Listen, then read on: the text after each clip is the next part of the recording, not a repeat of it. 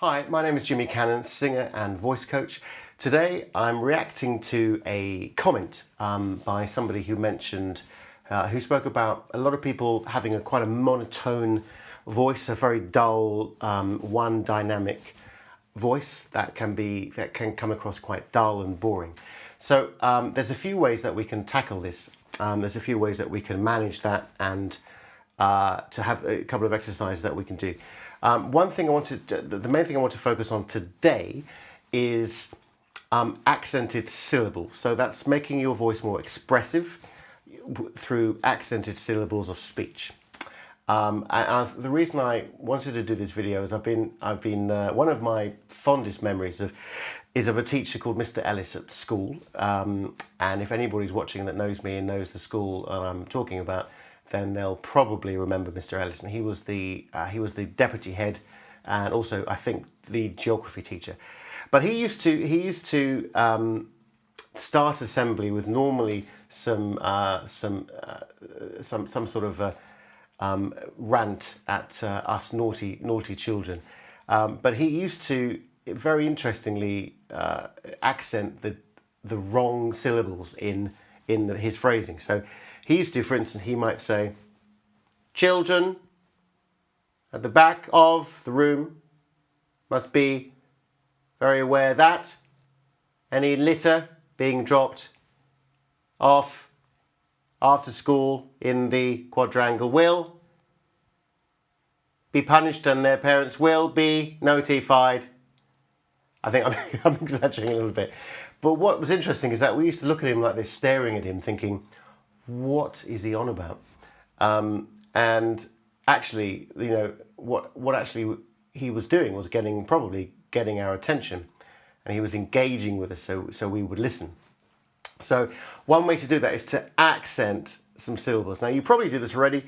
You can perhaps improve it. You can think about, even just thinking about how you're doing it and how you're speaking and how you do accent and where, why, and the pace and the dynamic of the accent, etc., and how that links. So there's various ways of improving your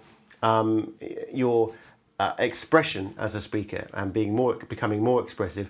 One of the ways is to improve your rhythmic accents. The other one is to vary the pitch or the dynamics or the tone. So I'm going to also do videos on that, but not right now.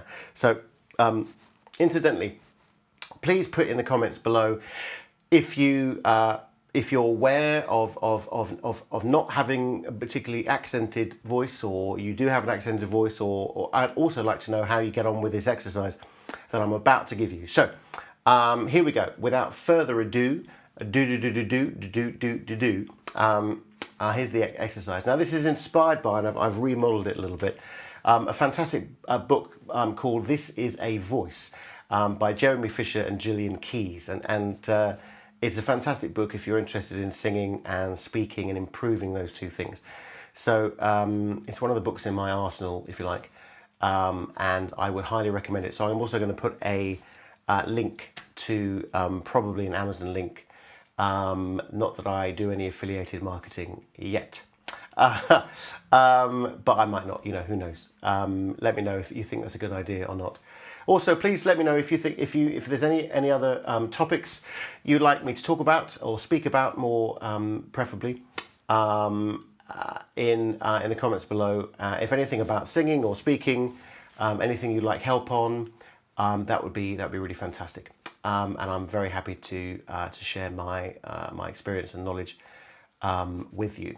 So anyway, here we go.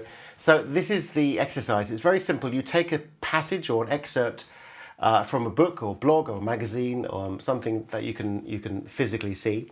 It's very important that you don't recite it. You don't recite it from memory. That you're actually reading it verbatim. And the idea is that I want you to read it through. It could just be a sentence, it could be a paragraph, could be longer than that. And I'd like you to read it in your head, and I want you to really sound the words out as you read it. So I'm going to allow you to do that now. I've obviously edited this bit here, so I wouldn't literally wait that long for you to do that. But I'm happy to do so if you like. Anyway, so I'm presuming that you've done that. now. That's fantastic. So I'd like you to do it again, but I want you to produce this sound. I want you to make a VW, or if you say the word Volkswagen, or venomous, or a ventriloquist, venomous, or Volkswagen. Any words that beginning with V that are interesting. Vacuous might come to mind with me. Incidentally, I've closed all the windows and the fan is off today, so it's really hot. God knows, it was probably about 40 outside here in Bedfordshire. So hopefully you're not suffering like I am with heat. But I'm determined to do this video for you once a week, and to get some good content out there, good information, good knowledge to help you improve your speaking and your speech. So please let me know if I'm doing the right thing, and subscribe down below, or even if I can work it out, I might put it up there, or I might put it up there. Anyway, the next thing to do is to accent the syllables, still thinking about the sound of the words in your head, but making this sound. So so if the phrase is, for instance, "It's all right now," off the top of my head, so "it's all right now" would be "it's all right now." Try to do it in one breath, so you're not breathing in between. There's no gaps or pauses in between. It's not "it's all right now." It's all right now, which is one breath. This is also incidentally very good for connecting the breath and keeping that push and that momentum of the breath, and really feeling the connection between the air and the sound and the words with the abdominal muscles and the air. So here we go. So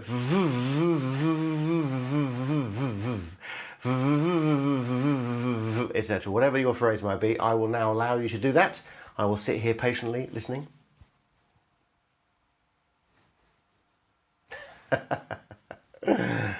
I'll probably edit this bit out, but I might not. I might look back at it and think that's quite funny and leave it in. So if I do, I'll stop here. Here we go. Right. So the next bit is to do it one more time. Just read the whole passage again, but really accentuate those accents. So I really want you to accentuate the accents. Hopefully I'm not clipping. No, good. That's a good level. So I want you to really think about pushing here.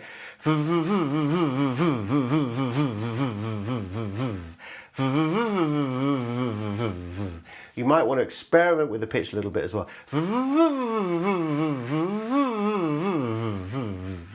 But mainly we're talking about dynamics, so volume, louds and softs. Okay? So once you've done that, I will now allow you to do that for a little bit. Here we go. Now you've done that, I want you to say it out loud, as if you were doing it normally, and hopefully it would be much more expressive. It'd be much more engaging and much more interesting to listen to.